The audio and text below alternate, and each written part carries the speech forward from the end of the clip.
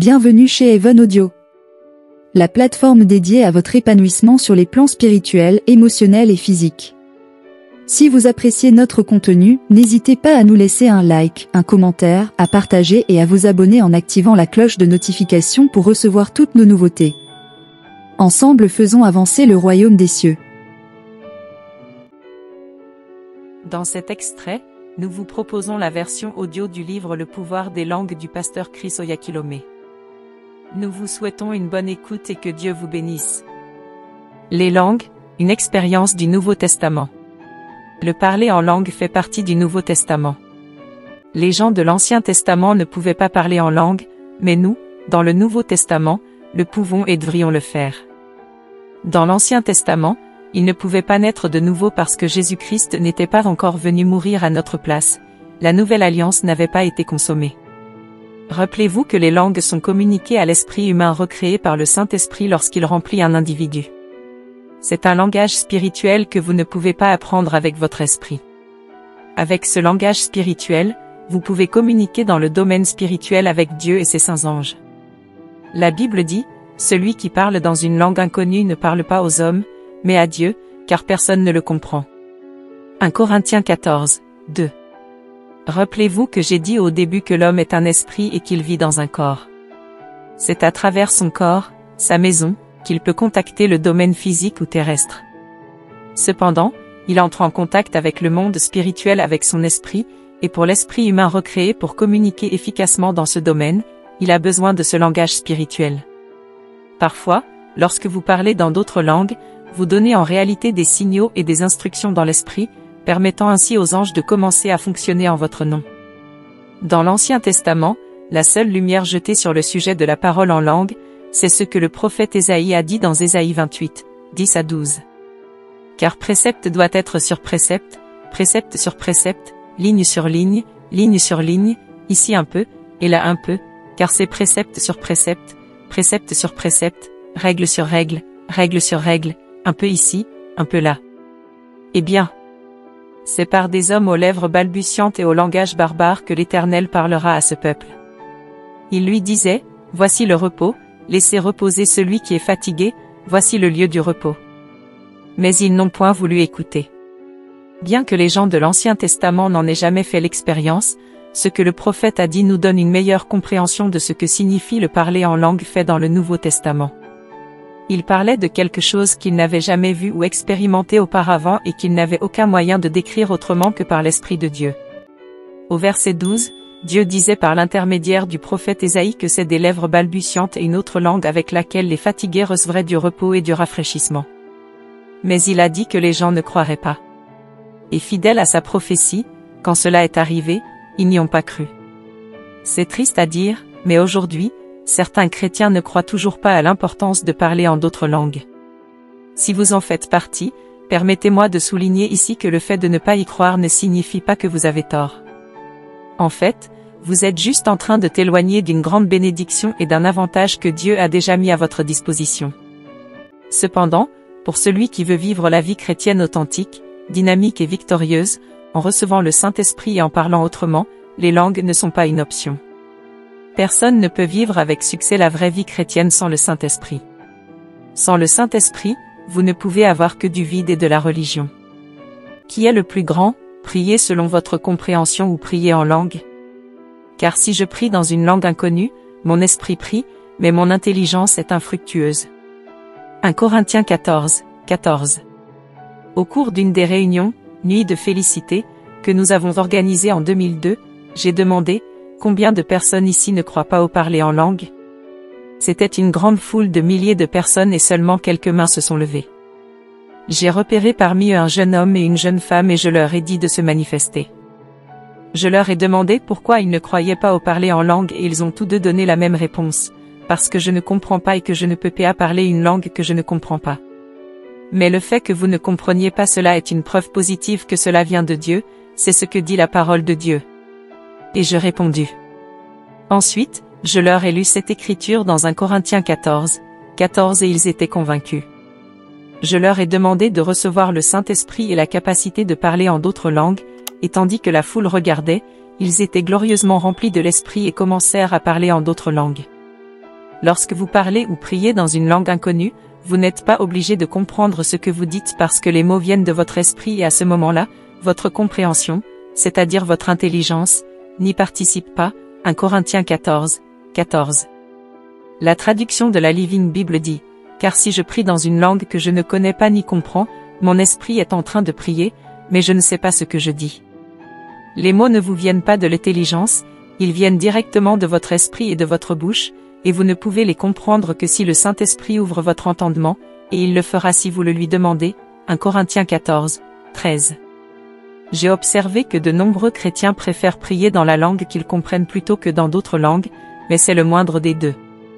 L'apôtre Paul a dit, « Je prierai avec l'esprit, et je prierai aussi avec l'intelligence. » 1 Corinthiens 14, 15.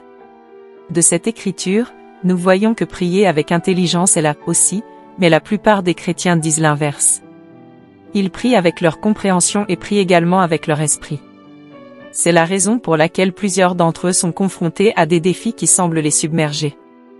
Paul a dit, « Je prierai avec l'esprit et je prierai avec l'intelligence aussi. » Il a également dit, « Je remercie mon Dieu, je parle en langue plus que vous tous. » 1 Corinthiens 14, 18.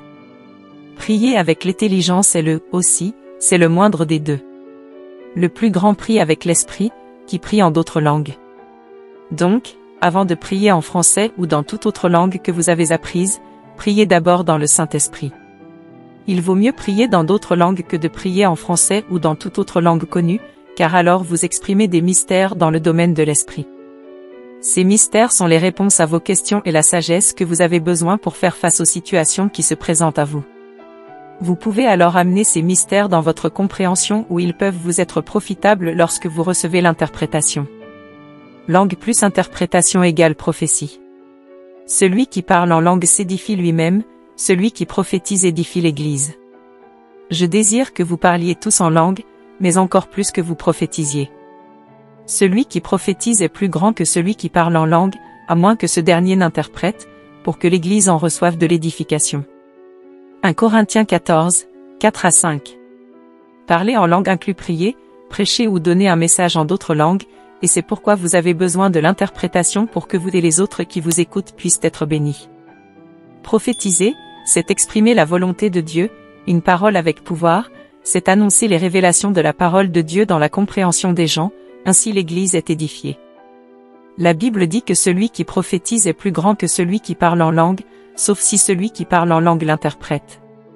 En d'autres paroles, le parler en langue et l'interprétation des langues parlées, équivaut à une prophétie.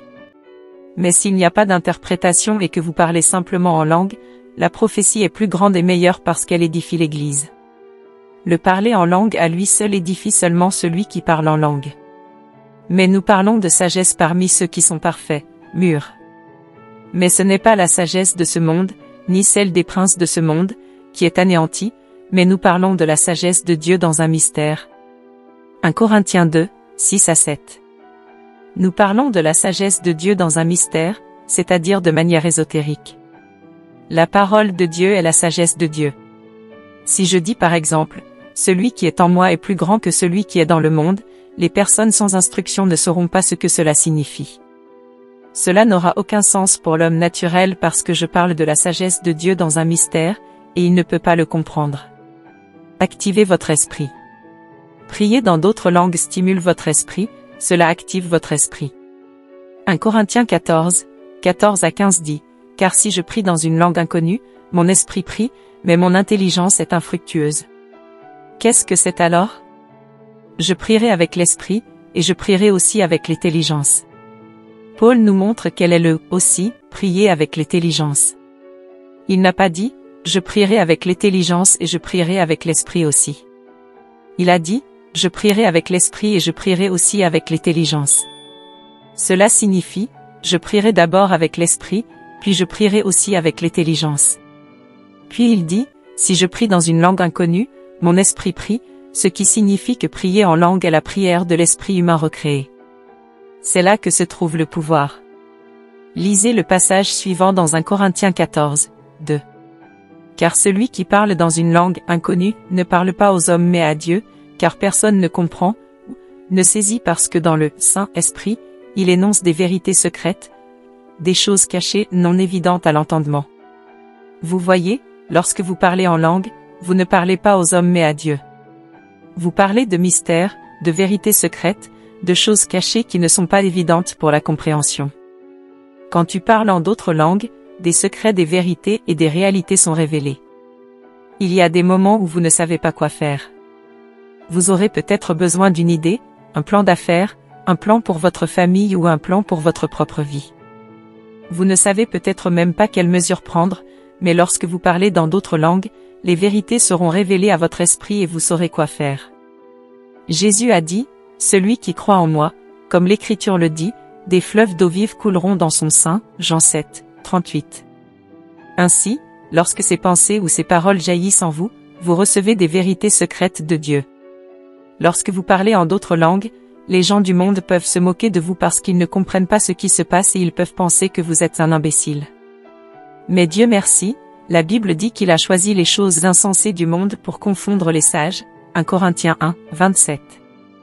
Lorsque vous parlez dans d'autres langues, vous obtiendrez des résultats qui étonneront, confondront et mystifieront le monde qui vous entoure. Ils ne pourront pas comprendre comment vous êtes parvenu à votre succès. Gloire à Dieu. Votre très sainte foi. Mais vous, bien-aimés, édifiez-vous sur votre très sainte foi, en priant par le Saint-Esprit. Jude 1, 20. Lorsque vous entendez la parole de Dieu, la foi vient à vous, car la Bible dit, la foi vient de ce qu'on entend, et ce qu'on entend vient de la parole de Dieu. Romains 10, 17. Votre foi s'élève à mesure que l'Esprit de Dieu vous enseigne. Vous passez du niveau où vous étiez à un nouveau niveau et supérieur à chaque fois. À mesure que votre foi atteint un nouveau niveau, elle devient votre niveau le plus élevé de foi pour ce moment particulier. Mais de nombreux chrétiens ne vivent pas toujours à partir de ce point culminant de la foi. La plupart du temps, ils vivent en dessous du plus haut niveau de foi qu'ils ont atteint. Donc ce qu'on vous dit ici dans Jude 1, 20, c'est que lorsque vous avez atteint votre niveau de foi le plus élevé, au lieu de régresser et d'opérer en dessous de ce niveau, vous pouvez vous construire au point de foi le plus élevé que vous avez atteint. Le niveau atteint en priant dans le Saint-Esprit. En priant continuellement dans d'autres langues, vous pouvez vous en tenir à cela. Niveau de foi maximal. Vous serez édifié et établi à ce niveau de foi dans lequel le Saint-Esprit vous a déjà amené et vous vous retrouverez fonctionnant toujours à votre meilleur. Communiquez avec le Saint-Esprit. Plus vous parlez en d'autres langues, plus vous êtes en communion avec le Saint-Esprit, parce que vous parlez sa langue. Beaucoup de chrétiens n'en sont pas conscients. Ils ne reconnaissent pas ce qu'ils peuvent faire avec ce qu'ils ont en eux. Mais l'apôtre Paul savait ce qu'il avait en lui et c'est pourquoi il a dit, « Je peux tout faire par Christ. » L'onction, qui me fortifie, Philippiens 4, 13. C'est par l'Esprit de Dieu. L'apôtre Jean a également dit, « Vous êtes de Dieu, petits enfants, et vous les avez vaincus, car celui qui est en vous est plus grand que celui qui est dans le monde. » 1 Jean 4, 4. En tant qu'enfant de Dieu, vous devez vous réveiller et réaliser qu'il y a quelqu'un qui vit réellement en vous, le Créateur de la vie éternelle vit en vous dans chaque fibre de votre être. Stimulez le pouvoir intérieur en parlant en langue. Quel que soit le défi auquel vous êtes confronté, ce que vous devez faire est de raviver le don de Dieu qui est en vous en parlant en d'autres langues. Pendant que tu parles dans d'autres langues, la puissance de Dieu s'élèvera à l'intérieur et dominera cette situation. Ne faites pas partie de ceux qui ne prient pas en langue assez longtemps pour que la puissance monte en eux. Ils parlent juste en langue pendant quelques minutes, tout en étant distraits par tout ce qui se passe autour d'eux, puis ils s'arrêtent sans attiser cette énergie divine en eux. Je vous exhorte à continuer de parler en langue et à refuser de vous laisser distraire. Maîtrisez votre esprit, et d'ici peu, alors que la puissance de Dieu s'élève en vous, cela inondera votre esprit et votre corps jusqu'à ce que vous en soyez totalement inondés. Ensuite, vous pourrez aller de l'avant et affronter le monde avec la puissance divine de Dieu travaillant en vous pour produire les changements que vous désirez. Je me souviens de l'histoire d'un frère qui avait un bras plus court que l'autre. Il a écouté un message que j'avais prêché sur le parler en langue et il a commencé à parler en d'autres langues.